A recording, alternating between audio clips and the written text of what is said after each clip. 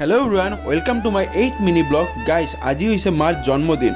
সেইবাবে আজি মই মাক এটা ছাৰপ্ৰাইজ দিম বুলি ভাবিলোঁ আৰু সেইবাবে মই এখন দোকানত গুচি গ'লোঁ এখন মোবাইল কিনিবৰ কাৰণে, যিহেতু মাৰ এখন মোবাইলৰো বহুত বেছি দৰকাৰ আছিলে। দোকানত আহি মই বহুত বেছি মোবাইল বিচাৰিলোঁ, কিন্তু তাৰ ভিতৰত মোৰ এখনেই ভাল লাগিল আৰু সেইটো হৈছে ৰিয়েলমি C65। আৰু এই মোবাইলটো নতুন কৰি লঞ্চ হোৱা বুলি মোক কৈছে। আৰু পিছত মই কেমেৰাখন চালোঁ আৰু কেমেৰাখন ইমানেই বেছি ভাল আছিল, তো সেইবাবে মই ফটো উঠিলোঁ এটা দুটামান দোকানতে আৰু মই দাদাক ক'লোঁ যে এই মোবাইলখন পেক কৰি দিব। অলপ টাইম বহিলোঁ আৰু দাদা পেক কৰি আনি দিলে আৰু মই গোটেইখিনি পইচা দিয়ে মই এই মোবাইলখন ঘৰলৈ লৈ আহিলোঁ।